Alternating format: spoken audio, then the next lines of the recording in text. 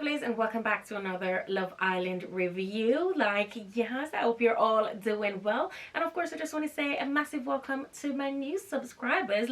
Welcome to the family, and thank you guys so much for showing me, all the love on my reviews.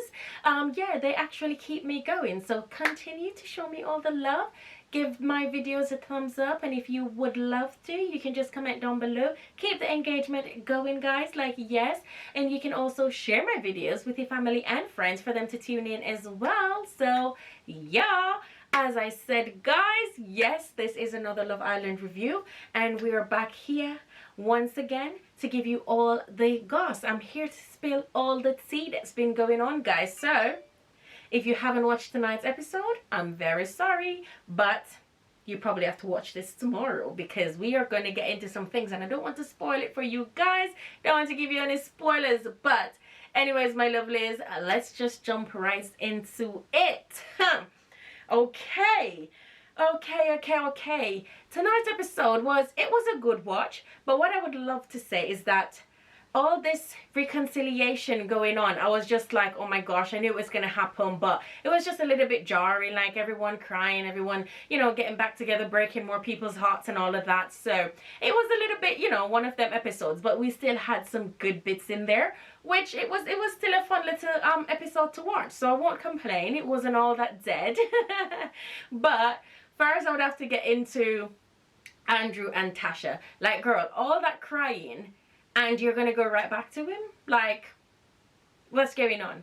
And now that I think she's not in the bottom 3 or something, with being voted for, I think she's probably gonna stay with Billy now, because she's probably gonna think Andrew was the one, that was weighing her down. So I don't even know what she wants. She doesn't know what she wants, and that's a massive problem. I don't know. Her head is always all over the place. Yes, you have done bits with Andrew, but you decided that every time someone comes in, you wanted to recouple. So it's just like, what do you want, Tasha? Do you want Andrew, or do you want someone else? Because you're always saying something is missing. So I really don't get that. Andrew does this Coco to the side, he just used her like a bag of chips, and boom, there you go. Anyways, he's trying to get Tasha back, and he's being apologetic, and all of that. But Andrew, I don't know. You might get her back. Who knows? But that's for them. She's walking around crying around the villa, and I mean, if you're into the guy, you're into the guy. If you want him back, you just go for him back. At the end of the day, you just need to make your damn mind up, and that's it on you two.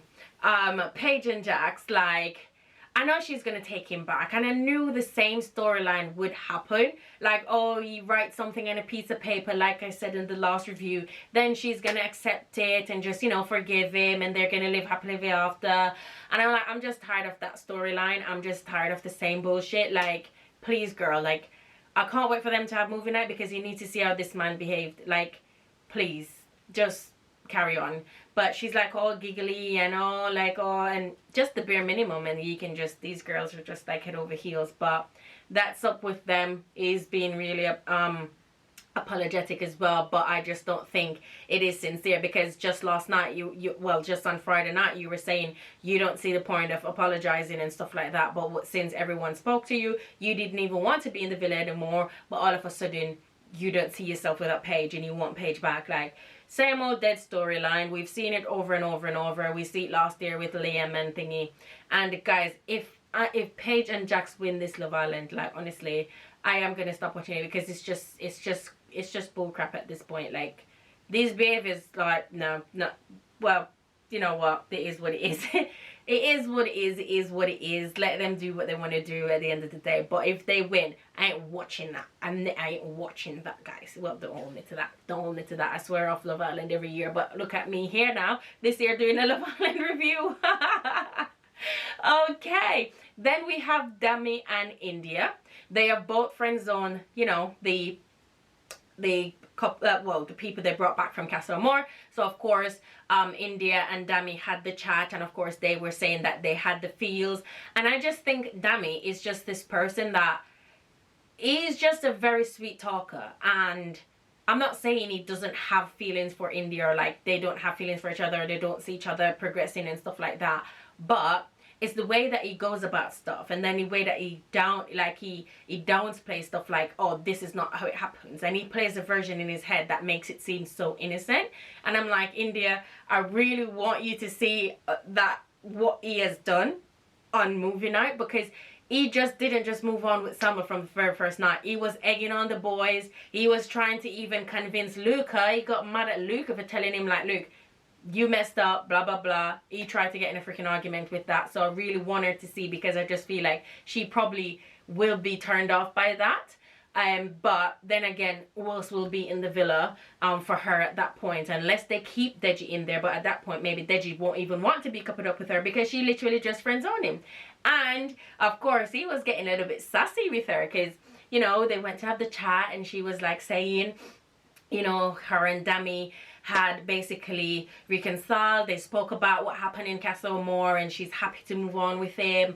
And Deji was like, girl, do you not have any self-respect or whatever? Because at the end of the day, India and Deji has not shared a kiss, but Dami was doing the most, sharing kisses in beds and cuddling and everything, and talking about Summer's not over as yet. And of course, he had that chat with Summer, and she looked very annoyed, because she was like, why did you do all of this just to go back? Like, that's what I don't understand. He was doing the most. He was one of the boys that was just doing the most during Castle Moor.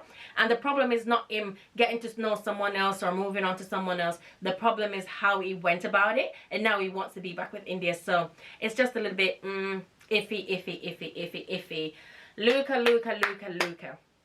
At this point, mate, you're going to be single. You're going to push Gemma away so much, because you can't tell me she can't be talking to friends. Like, he gets so high rated and just so angry over her even laughing with the guy. Like, what is your problem? Like, I don't get it. And obviously she noticed that, because she didn't even want Billy to have, you know, his hand around her and everything. And I was like, Gemma, please, darling, that's a freaking massive red flag. Like, you shouldn't have to contain yourself like that. Like, you can't be friends with a guy, or your guy friends can't just rest his hand around you or something while you're there just chatting and laughing and stuff like that. Every time you go off to talk to him, he's just being so annoyed. Like, why do you need to know what she's talking about? Yes, you two said that you are like all for each other, but that doesn't mean she cannot speak to other people in the villa. Like, what is your problem? That is so controlling, and it's a bit scary at this point, guys. Like, it is so scary, and I just hope that someone will come in there and just turn her damn head, because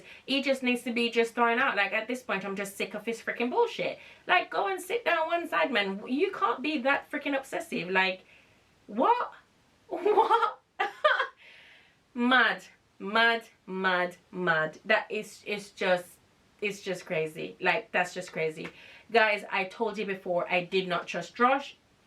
I did not trust him. I knew he was using Danica to get into the villa, and my poor girl, like, honestly, she just cannot catch a break. I don't know what it is about her. I don't know if it's her, you know, her voice. I don't know.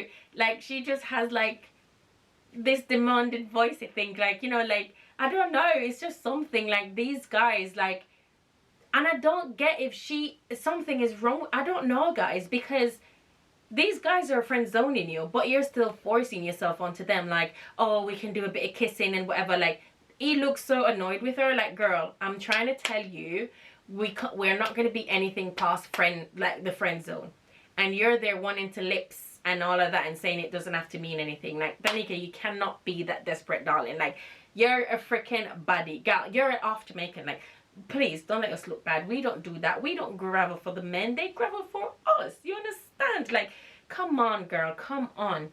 Someone maybe will come in there for you, but let them just graph for you, babe. You know, like, I don't know what the problem is, but guys, I saw right through Josh. And even though, yes, they probably would make a cute couple, I saw it from Castle Moor. He went over to her because she was the single one. He knew that people wanted her to be paired up with someone because of all the grafting she has done. That was his meal ticket right in the main villa. That's what he's got. Now he's safe, because everyone was probably rooting for Danica. It's finally your chance to get a break. So he's going to turn his head, and yeah, that will be that, and whatever. Like, I don't even know. There are like still so many couples in the villa. Like, I'm like, oh my gosh. Anyways, we have the bottom two couples, which was actually Jay and China, and also Dami and Summer. Now, people are really annoyed with Dami, especially for his behavior, hence why he ended up in the bottom 2, because he thought he was probably Mr. Popular and he was the one bringing whatever, but his behavior was so disgusting, like no one is going to vote for you, my guy. Jay, I saw it from a mile away. Jay wasn't, I mean, everyone was like, oh, Jay and thing is too cute. I saw right through him. I saw right through that bullshit, guys. I saw right through it. Like, Jay is, I don't know, he's just there for a freaking free holiday, and maybe until the girl that he's interested in is available, which she's probably not going to be. So this is just going to be his time. They're probably going to be the ones packing their bags. I felt so bad for China, because I just think that she just needed a fair chance just to show, like, okay, yes, you know, she did deserve a chance to be on screen, because she's a very sweet girl and she's actually gorgeous, and I like her personality and stuff like that. Because even when she was like chatting to the guys and they were like, oh, have you guys like friend zone each other, and she was like, yeah, Jay friend zoned me, like, you know, just to be like, yeah, he's the one that has done that, so that's that. So yeah, I think I've covered well, I think I've covered all the couples so far. Like, oh yeah, I think I think so. I think, oh no, sorry. Ekin-Su and Davide. How can I forget mom and dad? Like, guys, I don't know. You see, the thing with recording this late, you flipping lose your mind. Davide and Ekin-Su, how can I forget you guys? There's no drama with you guys, you know, like, Ekin-Su's just been relaxing. I think after what has happened in Casa Amor, she has just been, you know, toning things down, and she's just enjoying her little self with Davide, and I saw them getting a little bit closer. I needed to see a bit more of them. I mean, I'm only rooting for them because of Ekin-Su, because the remarks that Davide has passed, like, I'm still not over that. But anyways, they do make a cute couple, and I think they could be you know, contenders of actually winning this Love Island thing. So yeah, I hope they continue. I know probably movie night will probably ruin them, but they'll probably get over it again. So yeah, that is it for all the couples. They've been saved by the public. They've been going you know, smooth sailing for them so far, so that's all good. Guys, why is Love Island bringing that menace Adam back into the villa? He was on season 4, and oh my gosh, guys, like, he was freaking ruthless.